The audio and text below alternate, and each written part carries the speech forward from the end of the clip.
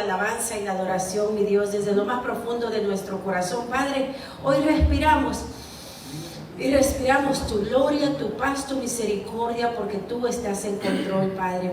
Hoy queremos pedirte, mi Dios, que nos ayudes, Padre, a entender y comprender tu palabra con el estudio de la escuela dominical, Padre. Hoy pedimos, Señor, que el Maestro de Maestros, nuestro Maestro, el Espíritu Santo, sea dándonos el entendimiento a través de tu palabra, y que tu palabra venga y limpie en nuestra mente, en nuestro pensamiento, todo lo que tenga que ser limpiado y estructurado a la manera de Cristo, a la manera de tu palabra, Señor. Dedicamos este tiempo, Padre, para edificar nuestra mente, nuestra alma, nuestro espíritu, y que seas tú, mi Dios, haciendo los cambios que tengas que hacer en nuestra vida para poder tener una vida mejor cada día. Te damos gracias, Padre, Hijo y Espíritu Santo. Amén. Que el Señor les bendiga, mis amadas hermanas y hermanos. Vamos a dar inicio a la lección número 3, 15 de septiembre, y el tema tiene Jetro, consejero y suegro de Moisés. Yo sé que aquí habemos varias parejas que estamos casados, y ¿cuántos, hablando del varón, tienen suegro todavía? No hay, ¿verdad? Y algunos tienen suegro y no cuentan con la bendición de tener una buena relación con el suegro. Pero aquí, a la luz de la palabra, vamos a ver esta relación de suegro con Moisés, la relación de Moisés con su suegro. ¿Alguna vez ustedes se han sentido desorientados? ¿Se han sentido que por más que buscan de Dios, los problemas están? Que no saben cómo continuar en momentos, seguir adelante, porque por más que buscan de Dios, las cosas salen más mal. Y pareciera que a veces entre más yo he escuchado esto, que dicen algunas personas, es que yo siento que entre más me meto con Dios, más problemas me vienen. Y déjame decirte que aunque no te metieras con Dios, los problemas van a llegar. El asunto es cómo solucionar sin Dios en nuestra vida. Si llegan problemas y estamos con Dios, Él nos da las llaves para poder abrir esas puertas de bendición y solucionar. Bueno, esto le pasaba a Moisés. Moisés sentía que entre más buscaba de Dios, más problemas tenía. Moisés sentía que no podía realizar muchas cosas a las cuales él había sido llamado. En este momento vamos a ver la parte en la vida de Moisés, y nos vamos a adelantar en la parte donde Moisés huye de Faraón. Vamos a ver por qué Moisés huye de Faraón, porque recuerden que la historia de Moisés es bastante larga y tiene bastantes segmentos, y aquí en esta enseñanza vamos a ver la relación de Jetro con Moisés. Jetro era el suegro de Moisés. Entonces por eso nos vamos a adelantar algunos capítulos en la historia, porque la historia que vamos a ver es la relación del suegro con Moisés. Entonces nos vamos a ir al libro de Éxodo para poder entender esta parte, cómo nace y cómo se da la relación de Jetro con Moisés, porque Jetro proporciona un refugio para Moisés en el momento que Moisés huye de Faraón.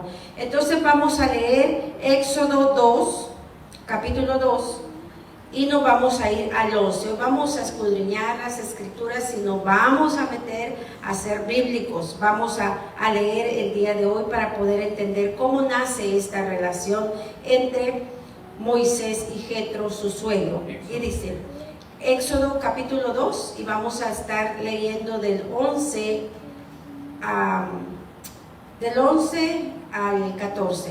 Dice, en aquellos días sucedió que, crecido ya Moisés, salió a sus hermanos y los vio en sus duras tareas, y observó a un egipcio que golpeaba a uno de los hebreos, sus hermanos.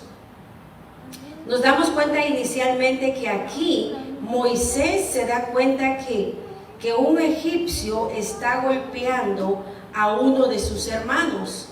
Entonces miró a todas partes, y viendo que no parecía nadie, mató al egipcio y lo escondió en la arena. Esta fue la acción de Moisés en contra del egipcio que estaba golpeando a un israelita. Y dice, lo escondió en la arena. Al día siguiente salió y vio a 2 hebreos que reñían. Entonces dijo al que maltrataba al otro, ¿por qué golpeas a tu prójimo? Y él respondió, quien te ha puesto a ti por príncipe y juez sobre nosotros, ¿piensas matarme como mataste al egipcio?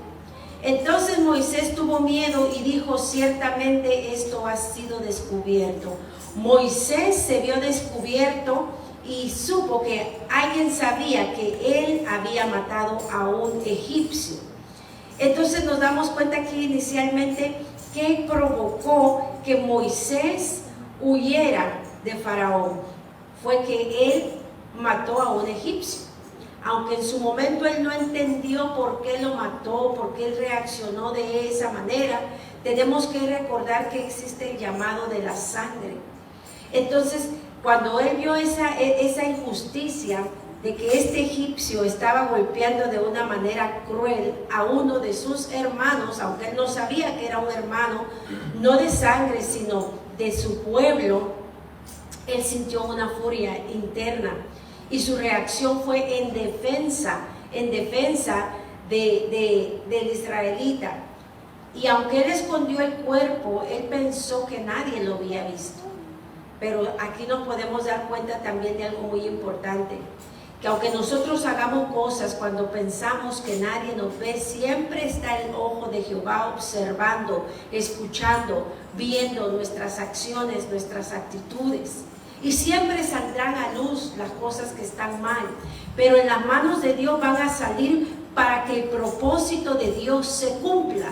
Era necesario que Moisés fuera descubierto para que él tuviera que huir y salir de Egipto, porque él ya había sido escogido. Moisés ya había sido elegido para una misión y ser el libertador del pueblo de Israel.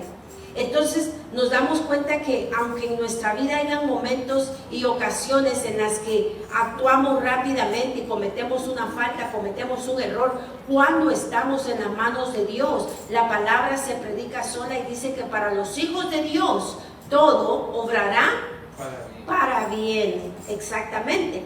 ¿Cómo así? ¿Cómo es que Moisés mata a un egipcio? ¿Cómo la muerte de una persona va a obrar para bien? Bueno, Moisés no tuvo dominio, no tuvo control, actuó incorrectamente, mas sin embargo dentro del plan de Dios ya estaba Moisés para libertar al pueblo de Israel. Y ese error, esa mala decisión en las manos de Dios vino para ser una gran bendición para todo el pueblo de Israel. Vamos a continuar en la lectura de cómo Moisés conoce a Jetro, su futuro suegro, y nos vamos a ir a Éxodo 15 y estaremos leyendo del 15 al 22. Y dice, oyendo Faraón acerca de este hecho, procuró matar a Moisés. Esto significa que el asesinato del egipcio llegó a oídos del Faraón por quien había matado al egipcio. No crean ustedes que en Egipto los egipcios no se mataban entre sí, sí sucedía. Pero llegó a oídos de Faraón porque quien había matado a este egipcio no era cualquier persona.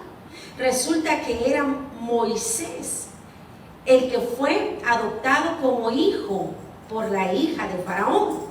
Entonces dice, oyendo Faraón acerca de este hecho, procuró matar a Moisés. Pero Moisés huyó de delante de Faraón y habitó en la tierra de Madián. Aquí vemos la huida de Faraón, la huida de Moisés de Faraón, y llegó a un punto, Madián. Y estando sentado junto al pozo, 7 hijas que tenía el sacerdote de Madián vinieron a sacar agua para llevar las pilas y dar de beber a las ovejas de su padre. Mas los pastores vinieron y las echaron de ahí. Entonces Moisés se levantó y las defendió y dio de beber a sus ovejas. Y volviendo ellas a Reuel, su padre, que es también conocido como Jetro, él les dijo: ¿por qué habéis venido hoy tan pronto? Ellas respondieron: un varón egipcio nos defendió de mano de los pastores, que también nos sacó el agua y dio de beber a las ovejas. Y dijo a sus hijas: ¿dónde está? ¿Por qué habéis dejado a ese hombre? Llamadle para que coma. Y Moisés vino en morar con aquel varón, y él dio su hija Séfora por mujer a Moisés. Y ella le dio a luz un hijo, y él le puso por nombre Gersón, porque dijo: forastero soy en tierra ajena. Aquí vemos cómo Jetro conoce a Moisés, y lo conoce a través de una circunstancia. Lo conoce como un hombre defensor, como un hombre protector y proveedor, porque hizo eso con sus hijas. Y él, siendo un hombre considerado sabio, padre de 7 hijas mujeres, pastoras que cuidaban rebaños, decide darle por hija a Séfora, decide dársela como su esposa. Y ella le dio un hijo y le puso por nombre Gersón. Ahora entendemos el significado del nombre Gersón, que significa forastero soy en tierra ajena. Miren cómo vamos aprendiendo el significado de los nombres. Entonces aquí estamos viendo la introducción de cómo Moisés conoce a su suegro. Lo conoce al huir de Egipto y llegar a Madián, que era un lugar que se encontraba en el desierto. Y ahí podemos darnos cuenta también que Moisés, para la tarea que Dios lo había llamado y lo había encomendado, él tenía que ser formado. Aunque Moisés fue formado como un príncipe, como un guerrero, sabía cómo él combatir, cómo él era parte también del ejército de Faraón. La capacitación y el entrenamiento que Moisés tuvo con el Faraón no calificaba para el plan que Dios tenía para su vida como libertador. No calificaba. Moisés tenía que irse a formar al desierto. Moisés tenía que cambiar el estilo de vida. Él venía de un estilo de vida de lujo, de provisión, de abundancia, de una posición de mucha autoridad, de mucho liderazgo, el cual en este punto para el que Dios lo había elegido no necesitaba eso. Necesitaba irse a formar al desierto y tener que pelear con las fieras, como un pastor pastoreó también el rebaño ajeno del suegro. Y ahí donde pasaba noches, donde se desvelaba cuidando el rebaño, ahí él pudo confrontarse con fieras para poder formarse de otra manera que lo calificara para poder llevar a cabo la misión que Dios le había encomendado: ser el libertador del pueblo de Israel. Ahora bien, ¿cómo sucede esto? ¿Cómo Dios hace esto? ¿Cómo Moisés logra entender que él tiene un propósito distinto al que tenía viviendo con el faraón, siendo tratado como un príncipe, teniendo lo mejor de lo mejor? ¿Cómo él entiende que tiene un llamado? Y cómo ya Jetro, siendo su suegro, ¿cómo entiende él la misión de Moisés? Lo vamos a ver ahorita en el libro de Éxodo 3, y vamos a estar leyendo del 1 al 10. Y aquí vamos a ver claramente el llamado de Moisés por parte de Dios. Y dice así, vamos a leer Éxodo del capítulo 3, del 1 al 10, dice así: apacentando Moisés las ovejas de Jetro, su suegro, sacerdote de Madián. Recuerden que Jetro era un sacerdote de Madián, y Madián era un lugar que se encontraba en el desierto. Dice: apacentando Moisés las ovejas de Jetro, su suegro, sacerdote de Madián, llevó las ovejas a través del desierto y llegó hasta Oreb, monte de Dios. y se le apareció el ángel de Jehová en una llama de fuego en medio de una zarza, y él miró y vio que la zarza ardía en fuego y la zarza no se consumía. Entonces Moisés dijo: iré yo ahora y veré esta grande visión, que por qué causa la zarza no se quema. Viendo Jehová que él iba a ver, lo llamó Dios en medio de la zarza y dijo: Moisés, Moisés. Y él respondió: heme aquí. Y dijo: no te acerques, quita tu calzado de tus pies, porque el lugar en que tú estás, tierra santa es. Y dijo: yo soy el Dios de tu padre, Dios de Abraham, Dios de Isaac y Dios de Jacob. Entonces Moisés cubrió su rostro porque tuvo miedo de mirar a Dios. Dijo luego Jehová: bien, he visto la aflicción de mi pueblo que está en Egipto, y he oído su clamor a causa de sus exactores, pues he conocido sus angustias y he descendido para librarlos de mano de los egipcios y sacarlos de aquella tierra, a una tierra buena y ancha, a tierra que fluye leche y miel, a los lugares del cananeo, del eteo, del amorreo, del fereceo, del heveo y del jebuseo. El clamor pues de los hijos de Israel ha venido delante de mí, y también he visto la opresión con que los egipcios los oprimen. Ve por tanto ahora y te enviaré a Faraón para que saques de Egipto a mi pueblo, los hijos de Israel.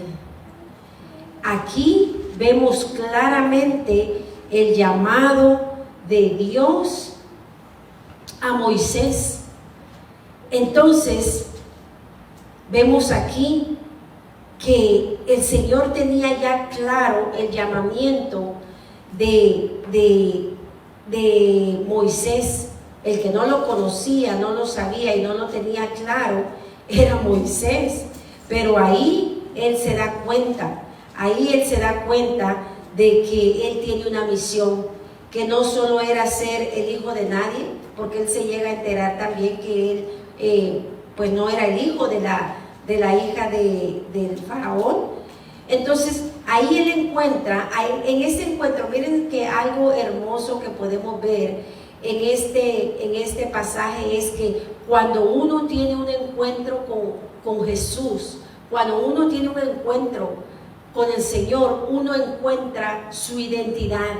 Y ahí Moisés conoció quién era él y para qué había nacido, cuál era su misión, cuál era su propósito en esta vida.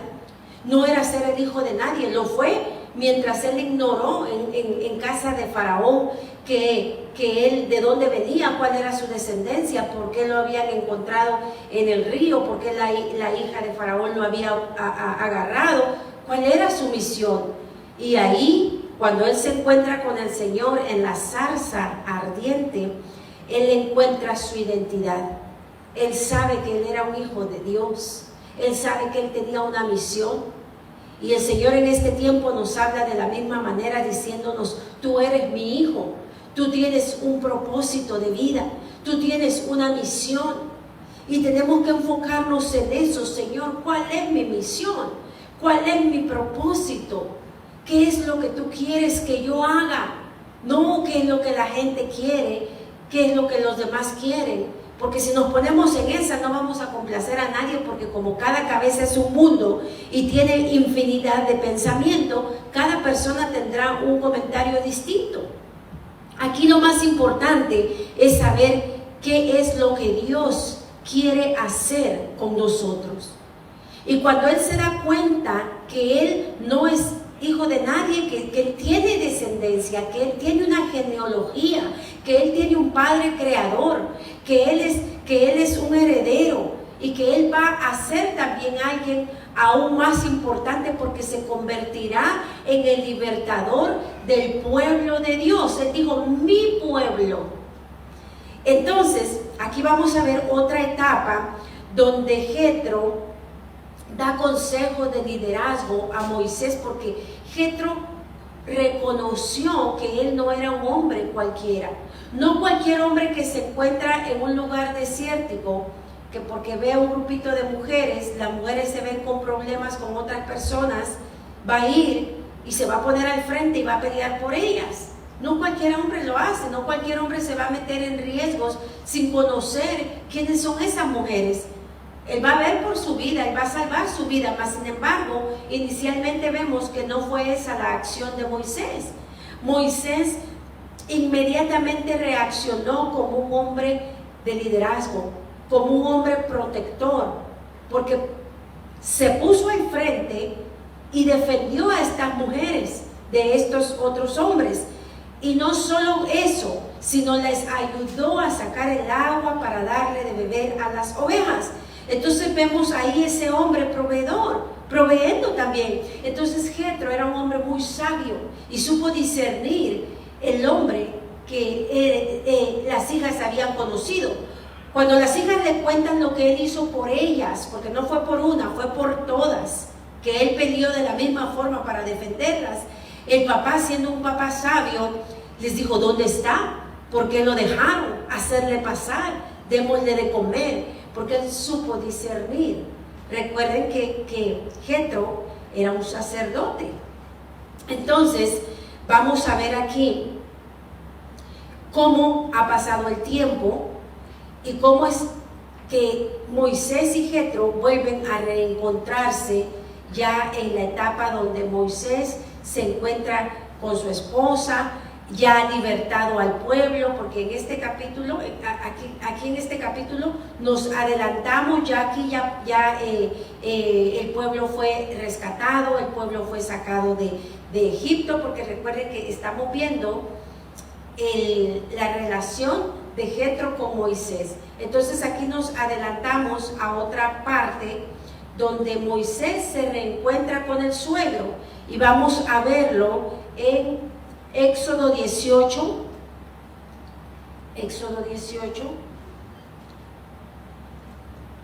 y vamos a estar leyendo del 7 al 12. Éxodo 18, del 7 al 12. Dice, y Moisés salió a recibir a su suegro y se inclinó y lo besó y se preguntaron el uno al otro. Miren este encuentro del yerno con el suegro. Y Moisés salió a recibir a su suegro y se inclinó, le hizo reverencia, lo honró con un acto para algunos es humillación, pero no, en realidad es honra. Y lo besó. Aparte le dio su buen beso y se preguntaron el uno al otro cómo estaban y vinieron a la tienda y Moisés contó a su suegro todas las cosas que Jehová había hecho a Faraón y a los egipcios por amor de Israel y todo el trabajo que habían pasado en el camino y cómo los había librado Jehová, y se alegró Jetro de todo el bien que Jehová había hecho a Israel al haberlo librado de mano de los egipcios. Y Jetro dijo, bendito sea Jehová que os libró de mano de los egipcios y de la mano de Faraón y que libró al pueblo de la mano de los egipcios. Ahora conozco que Jehová es más grande que todos los dioses, porque en lo que se ensoberbecieron, prevaleció contra ellos. Y tomó Jetro, suegro de Moisés, holocaustos, sacrificios para Dios, y vino Aarón y tomados los ancianos de Israel para comer con el suegro de Moisés delante de Dios. Ahí vemos de nuevo el encuentro de Jetro con Moisés después de que pasaron todas las plagas, después de todo lo que Dios hizo. Nos damos cuenta que Jetro se queda impresionado, y no solo se queda con la impresión, rinde holocaustos, hace ofrendas gratas al Dios que reconoce que es el Dios más grande de todos los que algunos conocen como dioses. Recuerden que en egipcio había infinidad de dioses. Entonces nos damos cuenta aquí cómo era la relación de Jetro con Moisés. Imagínense el yerno abrazando al suegro, inclinándose y dándole un beso. Imagínense qué hermosa de relación de padre a hijo. Yo pienso que hay relaciones así. Yo pienso que hay ese tipo, quizás son contadas, pero creo que todavía existen ese tipo de relaciones entre suegro y yerno o viceversa. Vamos a ver, para ir concluyendo, el consejo que Jetro le da a Moisés, porque aquí ya sacó al pueblo, ya se encuentran en otra etapa. Pero antes de pasar a esta otra etapa de la relación de Jetro con Moisés, nos hacemos una pregunta. Miren que Jetro no proclamaba al Altísimo, a Jehová de los ejércitos, como su Dios. Él no lo proclamaba como su Dios. Mas sin embargo, cuando el yerno le cuenta todas las hazañas, todos los milagros, los prodigios que Dios hizo a través de él para libertar una nación, un pueblo, él reconoce a Dios, que Él es Dios sobre todos los dioses. Y no solo lo reconoce de una manera expresiva verbal, sino que toma acción haciendo holocausto, haciendo celebración. Entonces ahora nos preguntamos nosotros, ¿de qué manera celebramos nosotros los triunfos que Dios nos da en familia, o en pareja, o solos? Cuando Dios nos da un triunfo, ¿cómo lo celebramos? ¿Cómo lo agradecemos? Porque este Jetro reaccionó con alegría, reaccionó con gozo la victoria que Dios les dio. Cuando llegué yo a esta etapa, dije, Señor, gracias, porque aunque yo nunca había pensado en cómo celebramos todo lo bueno que tú haces por nosotros, creo que no hemos estado tan mal, porque saben, cuando Dios nos da un triunfo, nos da una victoria, es motivo de regocijo, es motivo de hacer holocausto, es motivo de celebrarlo, de rendirle culto al Altísimo, de celebrar con aquellos que celebran con nosotros, porque aquel que te ama, aquel que te tiene aprecio, se va a gozar con los triunfos que Dios te dé, porque los va a considerar como propios. Aquí no vemos un suegro celoso, envidioso, egoísta, sino vemos un suegro que se unió, aunque ya habían pasado todo eso, pero ya estaban en otra etapa. El simple hecho de saber que el yerno había sido victorioso en lo que Dios le había asignado, él le rindió culto de holocausto, alabanza, sacrificio, gratitud. Ahora la pregunta es, ¿cómo celebramos nosotros las victorias que Dios nos da? ¿Nos quedamos callados? Que no se enteren, que no sepan. O hacemos una comidita y le decimos, gracias Señor, celebramos, esto es por ti, para ti. Meditémoslo, que debemos ser agradecidos, no solo con una palabra, de decir gracias Dios, sino el gracias Dios llevarlo con una acción, una ofrenda. Y cuando me refiero a ofrenda, mis amados, no es una ofrenda de dinero que yo les estoy hablando, sino una comida, un tiempo que le alaben, un tiempo que le dancen, un tiempo que le glorifiquen, un tiempo que tengan una coinonía, una reunión, una hermandad. Celebremos al Altísimo y hacerlo en familia. Y recuerden que a veces no siempre va a ser la familia directa, la familia sanguínea. Muchas veces va a ser la familia en Cristo, porque a veces la familia directa no practica la fe, no tienen sus asuntos, y te encuentras con la familia de la fe, porque dijo Jesús, Él dijo, Jesús, viene tu mamá, vienen tus hermanos. Él estaba entre la multitud y Jesús dijo, ¿quién? Mi madre y mis hermanos son todos aquellos que hacen la voluntad de mi Padre. Amén. Con ellos me regocijo, con ellos yo estoy. No es que no le dio el lugar, su honra ni nada, sino que él ya estaba conectado en la misión que Dios le había encomendado. Entonces vamos a ver esta última etapa, que es el consejo de Jetro a Moisés, y lo vamos a ver en el capítulo 18, 13 al 27, y ahí vamos a concluir. Ahí terminamos la lección de este domingo.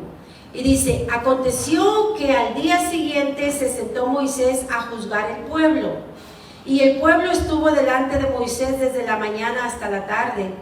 Viendo el suegro, recuerden que ella se reencontró con el suegro está con Moisés. Entonces dice, viendo el suegro de Moisés todo lo que él hacía con el pueblo, le dijo, ¿qué es esto que haces tú con el pueblo?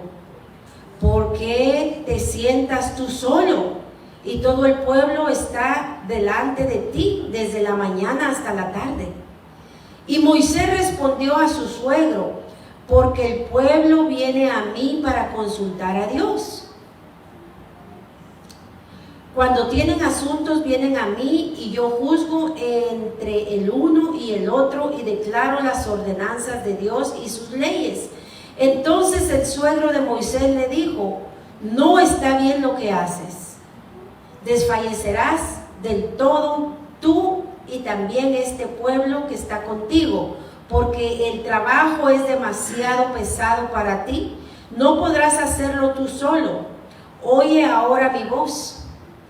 Yo te aconsejaré y Dios estará contigo.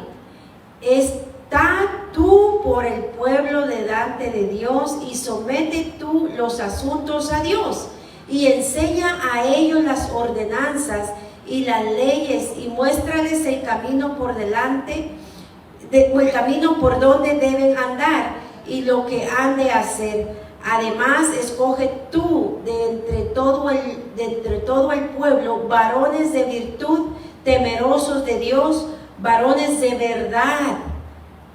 Cuando yo leí varones de verdad, pensé, medité, analicé y dije, Señor, ¿quiere decir que hay varones de mentiras? O sea, hay varones de mentira. Sí, me dijo. Hay varones manipuladores, engañadores, mentirosos. Por eso aquí él exhorta Jetro a buscar varones de verdad. ¿Y cómo es un varón de verdad?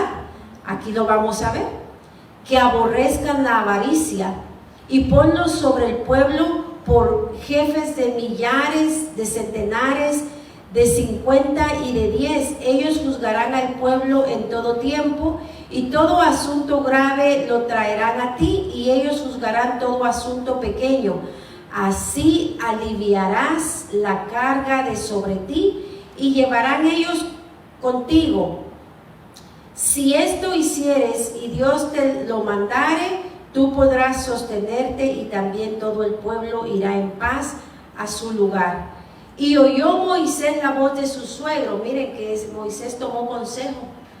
A veces nos dan consejos, no los tomamos y tenemos que aprender a tomar de dónde y de quién viene ese consejo, para saber que ese consejo en verdad va a fortalecer nuestra vida, para saber que ese consejo está siendo direccionado y guiado por Dios. No solo nosotros vamos a tener siempre la razón cuando Dios nos pone al frente, también envía consejeros, también envía personas ya fogueadas, ya vividas, ya experimentadas, que Dios nos ha ayudado a seguir adelante, que pueden brindar un sabio consejo, como lo vemos aquí, Jetro aconsejando a Moisés.